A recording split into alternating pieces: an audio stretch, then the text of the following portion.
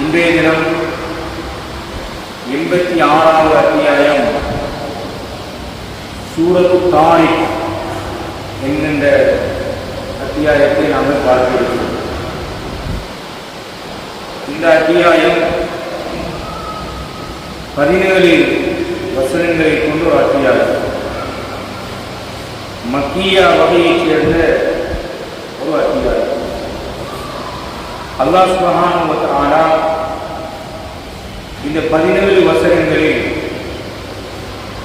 1 தொடக்கம் 3 வரைக்கும் அல்லாஹ் சத்தியம் செய்கிறார். 4வது வசனம் மனிதனுக்கு அல்லாஹ் நியமித்திருக்கின்ற மலக்கு தொடர்பாக பேசுகிறார். 5 தொடக்கம் 8 வரைக்குமான வசனங்கள் மனித உருவாக்கும் தொடர்பாக அல்லாஹ் சுப்ஹானஹு வ தஆலா பேசுகிறார். 9, 10வது வசனங்கள் மறுமை நாளை பற்றி அல்லாஹ் பேசுகிறார். 11 தொடக்கம் 14வது வசனங்கள் அல் குர்ஆனுடைய மகத்துவம் முக்கியத்துவம் தொடர்பாக அல்லாஹ் பேசுகிறார்.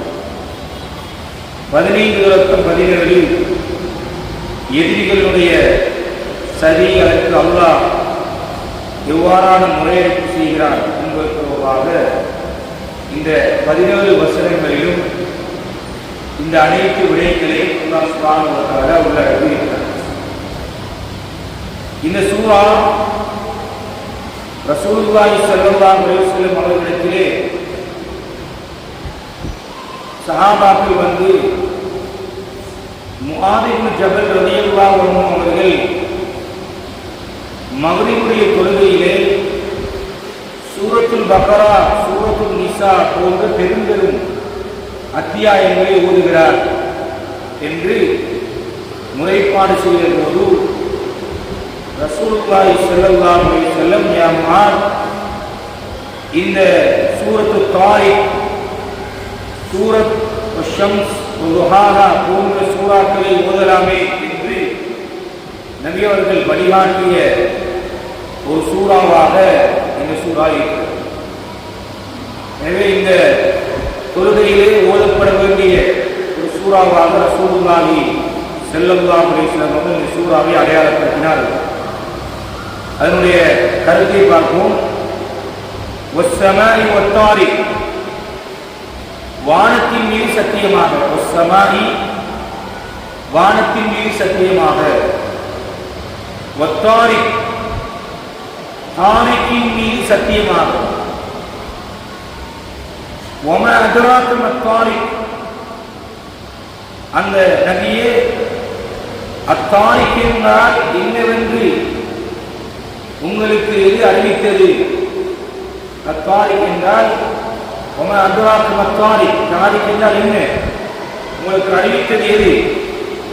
அந்நஜ்மு ஸாகிப், அதுதான் பிரகாசித்துக் கொண்டிருக்கும் நட்சத்திரமாகும் என்று அல்லாஹ் சுப்ஹானஹு வ தஆலா இந்த வானத்தின் மீதும் அதில் இருக்கின்ற நட்சத்திரங்கள், குறிப்பாக பிரகாசிக்கும் நட்சத்திரம், இதன் மீதும் அல்லாஹ் சுப்ஹானஹு வ தஆலா சத்தியம் செய்கிறார். இந்த சத்தியத்தை செய்துவிட்டு அல்லாஹ் 4வது வசனத்திலே சொல்கிறார், இன் குல்லு நஃப்ஸின் லம்மா அலைஹா ஹாஃபிஸ், ஒவ்வொரு ஆத்மாவையும், இன் குல்லு நஃப்ஸின் ஒவ்வொரு ஆத்மாவையும் கண்காணித்து பாதுகாக்கக்கூடிய வானவர் ஒருவர் இல்லாமல் இல்லை. இன் குல்லு நஃப்ஸின் லம்மா அலைஹா ஹாஃபிஸ், ஒவ்வொரு மனிதனுக்கும் அல்லாஹ் சுப்ஹானஹு வ தஆலா அந்த மனிதனை கண்காணித்து அவனை பாதுகாக்கக்கூடிய ஒரு மலக்கை அல்லாஹ் நியமித்திருக்கிறார். எனவே இந்த மேலே சொன்ன அந்த சத்தியத்தின் மூலமாக அல்லாஹ் எதை தெளிவுபடுத்துகிறார் என்றால், வானிலே உள்ள அந்த நட்சத்திரங்களை பூமியிலே உள்ளவர்கள் காண்பது போன்று அல்லாஹ் தஆலாவும் ஒவ்வொரு மனிதனுடைய சொல் செயல் அனைத்தையும் கண்காணித்துக் கொண்டிருக்கிறார். அவனது மலக்குகளும் அதற்காக நியமிக்கப்பட்டிருக்கிறார்கள். ஒவ்வொரு மனிதனோடும் ஒரு மலக் அவர் நியமிக்கப்பட்டிருக்கிறார். எப்போதும் மலக்குல் மௌத் உயிரை ரூஹை கைப்பற்றுவதற்கு வருவாரோ அப்போது அந்த மனிதத்திலே இருந்தவர் நீங்கிவிடுவார் என்று ரசூலுல்லாஹி ஸல்லல்லாஹு அலைஹி வஸல்லம் சொல்றார். எனவே இங்கே அல்லாஹ் சுப்ஹானஹு வ தஆலா மக்கியாவுடைய வசனம் குறைஷி காஃபிர்களுக்கு புத்திமதியாக இறக்கப்பட்ட வசனங்களில் அத்தியாயங்களில் ஒன்று. ஒவ்வொரு மனிதனுடைய செயற்பாடுகளையும் அவன் சொல் செயல் அனைத்தையும் அல்லாஹ் சுப்ஹானஹு வ தஆலா கண்காணித்துக் கொண்டிருக்கிறார், பார்த்துக் கொண்டிருக்கிறார், அவதானித்துக் கொண்டிருக்கிறார். அவதானித்தது மட்டுமல்ல, அவன் அவைகளை எழுதி பதிவேட்டிலே பதிவு செய்து கொண்டிருக்கிறான். இந்த நம்பிக்கை, இந்த எண்ணம் ஒவ்வொரு மனிதனுக்கும் ஒவ்வொரு முஸ்லிமுக்கும் எந்த நேரமும் இருந்து கொண்டே இருக்க வேண்டும். நான் செய்கின்ற ஒவ்வொன்றும், நான் செய்கின்ற ஒவ்வொரு நன்மையும் தீமையும், நான் சொல்கின்ற பேசுகின்ற பேச்சுக்கள் ஒவ்வொன்றும் அதை அல்லாஹ் அவதானித்துக் கொண்டிருக்கிறானே, அல்லாஹ் பார்த்துக் கொண்டிருக்கிறானே, அல்லாஹ் அதனை எழுதி கொண்டிருக்கிறானே, பதிவு செய்து கொண்டிருக்கிறானே என்ற உணர்வு ஒவ்வொரு மனிதனுக்கும் இருக்க வேண்டும். எனவே அல்லாஹ் 5வது வசனத்திலே சொல்கிறார், 5 விளக்கம் பெற்று மனித படைப்பை பற்றி சொல்கிறார். மனிதா, நீ பார்க்க வேண்டாமா? கடற்கையை அல்லாஹ் சுப்ஹானஹு வ தஆலா பயன்படுத்துகிறார். நேரடியாக மனிதனை பார்த்து சொல்லாமல், மனிதா நீ பார்க்க வேண்டாமா? நீ எப்படி படைக்கப்பட்டிருக்கிறாய் என்பதை நீ பார்க்க வேண்டாமா? உன்னுடைய படைப்பை, உன்னுடைய உருவத்தை நீ எப்படி உருவாகினாய்? தாயுடைய கற்பப்பையிலே எப்படி நீ உருவாக்கப்பட்டாய்? எத்தனை கட்டங்களை நாங்கள் ஏற்படுத்தி இருக்கிறோம்? எப்படி உனக்கு உயிரை தந்தோம்? எப்படி நாங்கள் உனக்கு உறவை தந்தோம்? தாயுடைய கற்பப்பையிலும் எப்படி என்று நாங்கள் உயிரோடு 9-10 மாதங்கள் நாங்கள் வளர்த்தோம். இதெல்லாம் நீ பார்க்க வேண்டாமா?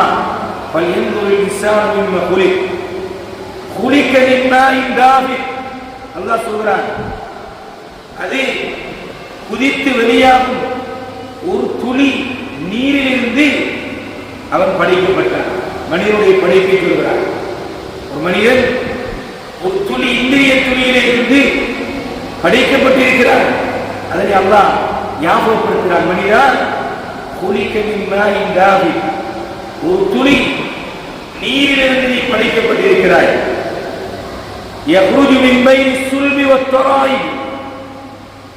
அது இங்கே இருந்து வந்தது தெரியுமா? அது முதுகந்தண்டுக்கும் நெஞ்செலும்புக்கும் இடையிலிருந்து வெளியாகிறது. ஆணுடைய பெண்ணுடைய இரு சாராருடைய அந்த இந்திரிய துளியை பற்றி அல்லாஹ் பேசுகிறார். இது பெரிய ஒரு விஞ்ஞானம். அல்லாஹ் சொல்கிறான், அவர்களுடைய ஆண் பெண் 2 சாரார், இவர்களுடைய முதுகந்தண்டுக்கும் அவருடைய நெஞ்சுக்கும் மத்தியில் இருந்து இந்த இந்திரிய துளியை அல்லாஹ் வெளிப்படுத்தி ஆண்களில் முதுகந்தண்டிலிருந்தும் பெண்களில் நெஞ்சிலிருந்தும் வெளியாகிறது என்று இந்த 2 வகையான விளக்கங்களை தஃசீருடைய ஆசிரியர்கள் சொல்லியிருக்கிறார்கள். எது எவ்வாறாக இருந்தாலும் இந்த மனிதனுடைய உருவாக்கம் எப்படி ஒரு துளி, இந்திரிய துளியிலிருந்து இந்த மனிதன் படைக்கப்படுகிறார். ஒரு ஆணும் பெண்ணும் அவர்களில் இருந்து உருவாகின்ற இந்த ஒரு துளி, இந்த நீரினால் இந்த மனிதனுடைய பிரம்மாண்டமான படைப்பு உருவாக்கப்படுகிறது. கட்டம் கட்டமாக ஒவ்வொரு ஒழுங்கமைக்கப்பட்ட அமைப்பில், வடிவமைக்கப்பட்ட அமைப்பில் ஏனைய சூறாக்களில் அல்லாஹ் சொல்லுவது போன்று ஒரு அழகான, ஒரு வடிவான தோற்றத்திலே அல்லாஹ் செவ்வையாக்கி இருக்கிறார். இப்படி சொல்லிவிட்டு அல்லாஹ் என்ன கேட்கிறான் தெரியுமா? இன்னஹு அலா ரஜீஹி லகாதிர், இன்னஹு நிச்சயமாக அவன் அலா வஜீஹி லகாதிர். இந்த மனிதன் மரணித்த பிறகு அவனை உயிர் கொடுத்து மேல எழுப்ப மாட்டானா? இவ்வளவு இந்திரிய துணியிலே இருந்து படைத்த ரப்பு அல்லாஹ் மீண்டும் இவனை எழுப்புவதற்கு சக்தி உடையவன் தானே. இன்னஹு அலா வஜீஹி, அவனை திரும்ப எழுப்புவதற்கு லகாதிர், அவன் சக்தியுடையவன் அல்லவா? அவனுக்கு இயலாத காரியமா? மறுமையை நம்பாமல் இருக்கிறீர்களா? அல்லாஹ் எங்களை எழுப்பாட்டப்படுவான் என்பதை மறந்திருக்கிறீர்களா? இன்னஹு அலா வஜீஹி லகாதிர். அல்லாஹ் சொல்றான், அவன் சக்தி உள்ளது. சொல்லிவிட்டு 9-10 மறுமையை பற்றி பேசுகிறார். யௌம துபுலஸ் ஸராயிர், யௌம துபுலஸ் ஸராயிர், இரகசியங்கள் எல்லாம் வெளிப்படுத்தப்படும் அந்த நாளில். இரகசியங்கள் எல்லாம் வெளிப்படுத்தப்படும் நாளில். தஃசீருடைய அறிஞர்கள் சொல்கிறார்கள், அல்லாஹ் சுப்ஹானஹு வ தஆலா மறுமையிலே இந்த பூமியில் இருக்கின்ற அனைத்தையும் வெளிப்படுத்துவான் என்கின்ற கருத்தை, இன்னும் ஒரு கருத்தை சொல்கிறார்கள். மனிதன் யாருக்கும் தெரியாமல், எவருக்கும் கண்டிடப்படாது என்ற வகையில், யாரும் அறிந்திராத அமைப்பில் உலகத்திலே நடந்திருப்பானே, அல்லாஹ்வுக்கு மாற்றமாக நடந்திருப்பானே, அந்த இரகசியங்கள் எல்லாம் அந்த நாளில் வெளிப்படுத்தப்படும். யௌம துபுலஸ் ஸராயிர். மனிதா, அந்த மறுமை நாளை நீ அஞ்சிக்கொள். எல்லா நீ உலகத்திலே செய்தவைகள் அனைத்தும் அது வெளிப்படுத்தப்படும். ஃபமா லஹு மின் குவத்தின் வலா நாசிர். அல்லாஹ் சொல்கிறான், அப்படி வெளிப்படுத்தப்பட்டு அல்லாஹ்வுடைய தண்டனை உறுதி செய்யப்பட்டு விட்டால் ஃபமா லஹு மின் குவத்தின் வலா நாசிர், அந்த தண்டனையிலே இருந்து, அந்த வேதனையிலே இருந்து தன்னை பாதுகாத்துக் கொள்ள யாதொரு சக்தியும் இருக்க மாட்டார். வலா நாசிர், யாதொரு உதவி செய்வோரும் இருக்க மாட்டார். சூரத் அபஸையிலே நாங்கள் படித்தோம். தந்தை மகனிடத்திலே போய் சொல்லுவார், மகனே, உன்னை நான் உலகத்தில் எப்படி கண்ணியமாக வளர்த்தேன், நீ கேட்டதையெல்லாம் தந்தேன், எனக்கு ஒரு நன்மை தேவைப்படுகிறது, சுவர்க்கத்துக்கு போவதற்கு தரமாட்டாயா? கண்டும் காணாதபடி பதறி அடித்துக் கொண்டு ஓடுவான். மனைவியிடத்திலே போவான், என்னுடைய மனைவியே, உனக்கு இவ்வளவு இந்த உலகத்திலே தந்திருக்கிறேன், உனக்காகவே உலக வாழ்க்கையை அர்ப்பணித்தேனே, எனக்கு ஒரு நன்மை தேவைப்படுகிறது, தரமாட்டாயா என்று கதறுவான். மனைவி புறமுதுகு காட்டிக் கொண்டு ஓடுவான். அதைத்தான் அல்லாஹ் சொல்கிறான், ஃபமா லஹு மின் குவத்தின் வலா நாசிர். எந்த ஒருவரும் அந்த அல்லாஹ்வுடைய தண்டனையிலிருந்து பாதுகாத்துக் கொள்வதற்கு சக்தி பெறவும் மாட்டார்கள், யாரும் உதவி செய்யவும் மாட்டார்கள். 12 தொடக்கம் 14 வரைக்கும் குர்ஆனை பற்றி அல்லாஹ் சொல்கிறான். அது 12வது வசனத்தை அல்லாஹ் சொல்கிறான், வல் அர்தி வஸ்ஸமாஇ ذاتிர் ரஜ். 11ம் 12ம் வஸ்ஸமாஇ ذاتிர் ரஜ். இப்படி சொல்லிவிட்டு மலையை பொழியும் வானத்தின் மீது சத்தியமாக திரும்ப அல்லாஹ் சத்தியம் செய்கிறான். வானம் எப்படிப்பட்ட வானம்? ذاتிர் ரஜ். மலையை பொழிகின்ற அல்லாஹ் தான் இந்த மலையை பொழிய வைக்கிறான். இந்த உலகத்தில் இருக்கின்ற பிரம்மாண்டமான படைப்புகள் எல்லாம் அல்லாஹ் சொல்லி இவைகள் தானாக இயங்குவதில்லை. அல்லாஹ் இந்த படைப்புகளை இயக்கிக் கொண்டிருக்கிறான். அவனுடைய கட்டளைப்படிதான் இவைகள் இயங்கிக் கொண்டிருக்கின்றன. அவனுடைய கட்டளை வரும்போது இவைகள் எல்லாம் அப்படியே பஞ்சு பஞ்சாக பறக்கும். இது சமாவும் ஃபதரத், இது சமாவும் ஷக்கத், இவைகள் எல்லாம் எங்களுக்கு படித்து தருகின்றன. வஸ்ஸமாஇ ذاتிர் ரஜ். மலையை பொழிகின்ற வானத்தின் மீது சத்தியமாக. வல் அர்தி ذاتிஸ் ஸத். தாமரங்களை புட்பூண்டுகள் முளைப்பதற்காக பிளக்கும் பூமியின் மீது சத்தியமாக. அல்லாஹ் சொல்கிறான், இந்த பூமி ஒரு சிறிய ஒரு விதையை நாங்கள் நட்டினால் அந்த மெல்லிய அந்த காம்பும் அந்த விதையிலிருந்து உருவாகி கனமான அந்த மண்ணை அப்படியே பிளந்து கொண்டு அப்படியே வெளியே வருகிறது. அல்லாஹ்வுடைய மிகப்பெரிய ஒரு குதிரத் வல்லமை. அதைத்தான் அல்லாஹ் சொல்றான், வல் அர்தி ராத்தி சத. அவன்தான் அந்த உட்பூண்டுகளை வெளிப்படுத்துவதற்காக அந்த பூமியை பிளக்கச் செய்கிறான். 13வது வசனத்தில் அல்லாஹ் சொல்கிறான், இன்னஹு லகவுலுன் ஃபஸ்ல். இந்த அல் குர்ஆனாகிய இது அல்லாஹ்வுடைய பிரித்தறிவிக்கக்கூடிய வார்த்தை. அல் குர்ஆனுடைய வார்த்தையை சொல்கிறான். இந்த குர்ஆன் இது கண்ணியமானது, செம்மையானது. வமா ஹுவ மின் ஹஸ்ல். இதில் வீணானதல்ல, வீணானது எந்த ஒன்றும் கிடையாது. இன்னஹும் யகீதூன கைதா. நிச்சயமாக நபியே, அவர்கள் உங்களுக்கு பல விரோதமான பல வகைகளில் சூழ்ச்சி செய்கிறார்கள்.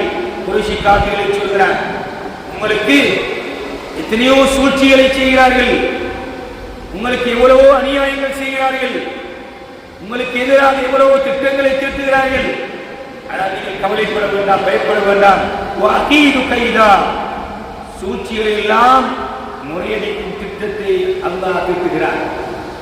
உலகத்திலே இப்படிப்பட்ட சூழ்ச்சிகளை யார் செய்தாலும் அல்லாஹ்வுக்கு முன்னால் நின்று கொடுக்க முடியாது. அல்லாஹ்வுடைய சூழ்ச்சி அதிமிக பிரம்மாண்டமானது. அனைவருடைய சூழ்ச்சிகளையும் தவிடுபடியாக்கக்கூடியது. வஅகீது கைதா. அல்லாஹ் சொல்றான், அவர்களுடைய சூழ்ச்சிகளை முறியடிக்க திட்டம் திட்டுகிறேன், நான் திட்டம் திட்டுகிறேன். நபியே, நீங்கள் ஒன்றுக்கும் கவலைப்பட வேண்டாம். வமஹீரில் காபிரீன அம்ஹில்ஹும் ருவைதா. இந்த நிராகரிப்பாளர்களுக்கு நீங்கள் அவகாசத்தை வழங்குங்கள். வமஹீரில் காபிரீன் அம்ஹில்ஹும் ருவைதா.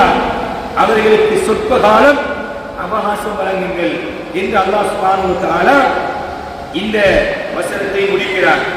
நிராகரிப்பாளர்களுக்கு தண்டனை வழங்குகின்ற நேரம் இன்னும் வரவில்லை. எனவே அவர்களது நிலையிலேயே நீங்கள் விட்டுவிடுங்கள்.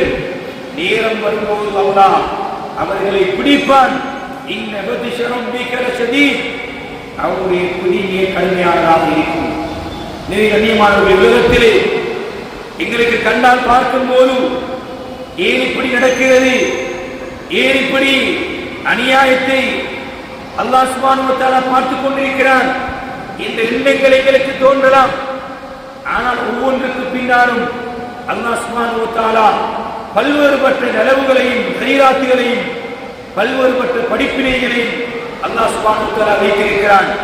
உலகத்திலே சூழ்ச்சி செய்தவர்கள், நபிமார்களை மிக கடுமையாக நோவினை செய்தவர்கள், இஸ்லாத்தை தீனை ஏற்றுக்கொண்டவர்களை மிக மோசமாக நடத்தியவர்களை எல்லாம் அல் குர்ஆனில் மிக மோசமாக தண்டனை வழங்கியதாக வரலாறு எங்களுக்கு சொல்லித் தருகிறது. நபி மூசா அலைஹிஸ்ஸலாத்தை பற்றி அல்லாஹ் பேசுகிறார். இப்ராஹிம் அலைஹிஸ்ஸலாத்து வஸ்ஸலாம் அவர்களுக்கு எதிராக சதிகள் மேற்கொண்ட மிக கொடுங்கோல் ஆட்சி செய்தவர்களை பற்றி எல்லாம் உலகத்திலே அல்லாஹ் குர்ஆனிலே பேசியிருக்கிறார். எனவே வஅகீது கைதா. இது நபிகளுக்கு மட்டுமல்ல, முழு உம்மத்தையும் பார்த்து அல்லாஹ் சொல்கிறார், உங்களுக்கு சூழ்ச்சி செய்கிறார்களா, அவர்கள் உங்களுக்கு எதிராக செயற்படுகிறார்களா, நீங்கள் கவலைப்பட வேண்டாம். வஅகீது கைதா. நாங்கள் அவர்களுக்கு எதிராக சூழ்ச்சி செய்வோம். அது அவர்களை போன்ற சூழ்ச்சி அல்ல, மிக படு பயங்கரமானதாக இருக்கும். தாங்க மாட்டார்கள். நாங்கள் பிடிக்க ஆரம்பித்தால் அந்த பிடியை அவர்கள் தாங்க மாட்டார்கள் என்று. எனவே அவகாசம் கொடுங்கள். வமஹீரில் காபிரீன். நபியே, நீங்கள் அவகாசம் கொடுங்கள். அது அல்லாஹ்வுடைய பிடி அது வர இருக்கிறது என்று இந்த சூராவை அல்லாஹ் சுப்ஹானஹு வ தஆலா முடிக்கிறார். எனவே கண்ணியமானவர்களே, எங்களுடைய வாழ்க்கையோடு தொடர்புபட்ட பல்வேறுபட்ட அம்சங்களை எங்களுக்கு சொல்லியிருக்கிறார். எங்களுடைய ஒவ்வொரு நாளையும் ஒவ்வொரு நிமிடத்தையும் இந்த குர்ஆனுடைய வசனங்களோடு தொடர்புபடுத்தி பார்க்க வேண்டும். நான் இந்த மறுமை சிந்தனை பற்றி எப்படி வாழ்ந்து கொண்டிருக்கிறேன், என்னுடைய ஒவ்வொரு செயற்பாடுகளும் எழுதப்பட்டுக் கொண்டிருக்கிறது. இந்த எழுதப்படுவதற்குரிய ஒருவனாக நான் இருக்கிறேனா? என்னுடைய படைப்பை பற்றி அல்லாஹ் சொல்லியிருக்கிறானே, எவ்வளவு நிர்மத்துகளை அருட்கொடைகளை அல்லாஹ் எனக்கு தந்திருக்கிறான். என்னுடைய உடல் உறுப்புகளை எவ்வளவு முழுமையான ஆரோக்கியமான உறுப்பாக அல்லாஹ் தந்திருக்கிறானே, இதற்கு ஒரு நன்றி உள்ளவனாக நான் உலகத்திலே வாழ்ந்து கொண்டிருக்கிறேனா? மறுமை நான் எழுப்பாற்றப்படுவேனே, அல்லாஹ்வுக்கு என்னை எழுப்பாற்றுவது ஒரு பெரிய விஷயமா என்ற சிந்தனை எங்களுக்கு இருக்கிறதா? நான் செய்யக்கூடிய இனாசியங்கள் எல்லாம் பரகசியமாக்கப்படுமே. இந்த உலகத்தில் நான் யாருக்கும் தெரியாமல் வெளியூரிலே வெளிநாடிலே இருளிலே இருந்து கொண்டு நான் செய்திருக்கலாம். ஆனால் இரகசியங்கள் எல்லாம் அந்த மறுமை நாளில் வெளிப்படுத்தப்படுமே. எனக்கு உதவி செய்வதற்கு, என்னை பாதுகாத்துக் கொள்வதற்கு அந்த மறுமையிலே யாரும் இருக்க மாட்டார்களே. இந்த கவலை, இந்த நம்பிக்கை, இதற்காக என்னுடைய அறிவுரையாக இந்த குர்ஆனை நான் பின்பற்றுகிறேனா? குர்ஆனுடைய வாழ்க்கை என்னுடைய வாழ்க்கையாக இருக்கிறதா? அதனை எவ்வளவு தூரம் நான் கடைபிடிக்கிறேன்? அல்லது ஹராமுமாக இருந்து கொண்டிருக்கிறேனா? கவனீனமாக இருந்து கொண்டிருக்கிறேனா? எனக்கு தெரிந்த மாதிரி உலகத்திலே நான் வாழ்ந்து கொண்டிருக்கிறேனா? இந்த உலகம் மறுமை சிந்தனையை விட்டும், அல்லாஹ் பற்றிய சிந்தனையை விட்டும் என்னை தூரமாக்கி கொண்டிருக்கிறதா? இந்த சிந்தனையோடு நாங்கள் வாழ்கிறோமா என்பதுதான் இந்த சூரா எங்களை பார்த்து இடத்திலே கேட்கிறது. எனவே கண்ணியமானவர்களே, குர்ஆனுடைய வசனங்களை உரிய முறையை விளங்கி அறிந்து அல்லாஹ் சுப்ஹானஹு வ தஆலா எனக்குத்தான் இந்த சூறாவை இறக்கியிருக்கிறான், எனக்குத்தான் இந்த வசனத்தை இறக்கியிருக்கிறான் என்ற உணர்வோடு நாங்கள் ஓதி படிப்போமாக இருந்தால் உண்மையில் எங்களிடத்திலே இந்த குர்ஆன் மிகப்பெரிய ஒரு மாற்றத்தை ஏற்படுத்தும், மிகப்பெரிய ஒரு உணர்வை எங்களிடத்தில் ஏற்படுத்தும். நாங்கள் குர்ஆனிய சமூகமாக நாங்கள் வாழ்வோம். இந்த குர்ஆனை விளங்கி அறிந்து ஓதக்கூடிய பாக்கியத்தை எங்கள் அனைவருக்கும் நசீபாக்குவானாக. அல்ஹம்துலில்லாஹி ரப்பில் ஆலமீன். அஸ்ஸலாமு அலைக்கும் வரஹ்மத்துல்லாஹி வபரகாத்துஹு.